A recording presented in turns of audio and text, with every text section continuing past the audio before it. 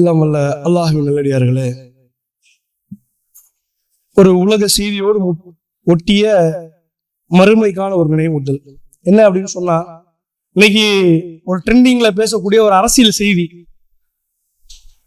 பாசிசமா பாயாசமா என்பது போல ஒரு செய்தியை நம்ம எல்லாம் நியூஸ்ல பார்த்துட்டு இருக்கோம். இதுல ரெண்டு விஷயங்கள் நாம் புரிந்து கொள்ள வேண்டும். முஸ்லிம்களை பொறுத்த வரைக்கும் அரசியல் வேற மார்க்கம் வேற என்பதெல்லாம் கிடையாது, எல்லாமே நமக்கு ஒண்ணுதான். அல்லாஹ்வுடைய அரசியலும் செய்தார்கள், மார்க்கத்தையும் நிலைநாட்டினார்கள். அந்த அடிப்படையில என்ன செய்தி புரிந்து கொள்ள வேண்டிய செய்தி, நமக்கு என்ன பாடம் அப்படின்னு சொன்னா, முதல் பாடம் உலகத்திற்கான பாடம். பாசிசம் அப்படின்னு சொல்லிட்டு அந்த கொள்கைக்கு பக்கத்துல வேற ஒரு கொள்கையை கொண்டு வந்து நிப்பாட்டினால் உலகத்துல அது போன்ற ஒரு மாபாதக செயல் இருக்காது. ஏன்னு சொன்னால், பாசிசம் என்றால் அந்த பாசிசம் எப்படி அணுகும், எப்படி செயல்படும் என்று சொன்னால், ஒரு முஸ்லிமாக இருந்தால் அவனை தேடி தேடி கொலை செய்யும். அவன் வீட்டுல கறி வச்சிருந்தான்னு சொன்னா அந்த வீட்டில் இருக்கக்கூடிய குடும்பத்து பெண்களை அடித்து கொலை செய்யக்கூடிய தன்மை கொண்டது பாசிசம். ஒரு முஸ்லிம் தவறு செய்து விட்டால் அவனுடைய வீட்டை கொண்டு போய் புல்டோசர் வைத்து இடித்து தகர்த்து 7 வருஷம் கழிச்சு வெளியே வர்றான். வெளியே வந்தாலும் அவன் நிரபராதியா என்று சொல்லி வந்தாலும் கூட அவனுடைய வீடு இருக்காது. காரணம் பாசிசம், அவனுடைய வெறி அப்படியான. ஒரு குழந்தை, கர்ப்பிணி வயிற்றில் இருக்கக்கூடிய குழந்தையை எடுத்து சுவற்றில் அடித்து அதை கொலை செய்து அந்த கர்ப்பிணியோடு உடலுறவு கொண்டு அவளை கொன்று குடும்பத்தாரை கொன்று எவெல்லாம் அந்த மாதிரி அந்த கற்பழிப்புல ஈடுபட்டானோ அவன் வெளியே வரும் பொழுது அவனுக்கு பூங்கொத்து கொடுத்து அவனை இந்த சமூகத்துல அரவணைத்துக் கொள்ளக்கூடிய சித்தாந்தம் பாசிசம். வேற எதையும் கொண்டு போய் பக்கத்துல வைக்க முடியாது.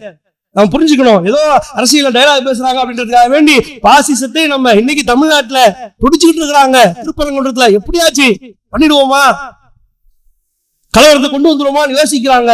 நாம் யோசிக்க வேண்டியது, இந்த பாசிசத்திற்கு எதிர்மறை என்ன? பாசிசம் என்று சொல்லுகிறது அது மனித உயிர்களை, இஸ்லாமியர்களை, சிறுபான்மை மக்களை மணிப்பூர்ல பார்க்கிறோம். அப்படியே அம்மனமாக பெண்கள் ஓடுகிறார்கள். ஓட விட்டவன் இன்னைக்கு அவனாச்சும் ஒருத்தனையாச்சும் கொண்டு போய் தூக்குல போட்டுருக்கிறாங்களா? ஒருத்தனையாச்சும் கைது பண்ணி இருக்கிறாங்களா? வீடியோ எடுத்து வெளியே விட்டார்களே. இதுதான் பாசிசம். அப்ப அதற்கு எதிர்மறை என்ன? அதை பந்தாடக்கூடிய கொள்கை என்ன? அதை தூக்கி எறி சாப்பிடக்கூடிய கொள்கை என்ன என்று சொன்னால் அதுதான் ஏகத்துவம். அதான் இஸ்லாம்.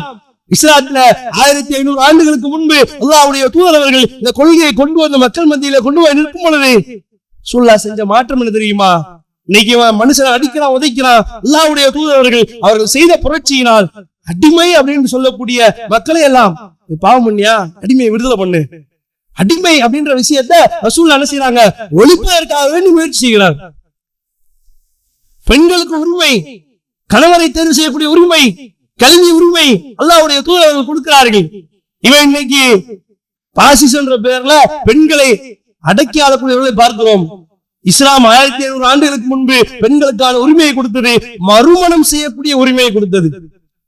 அதையெல்லாம் யோசித்து பார்க்கும் பொழுது இஸ்லாம் உலகத்துல மனித நேயத்தை கொண்டு வந்து சேர்க்கிறது. அல்லாஹ்வுடைய தூதர் அவங்களுக்கு ஒரு வாய்ப்பு கிடைக்கிறது. மக்காவுடைய வெற்றியின் பொழுது காஃபிர்கள் எல்லாம் பயந்து நிற்கும் பொழுது அல்லாஹ்வுடைய தூதர் அவங்க ஒரு பொது மன்னிப்பை கொடுத்து, அப்ப யாரையும் கொலை பண்ண போறது கிடையாது.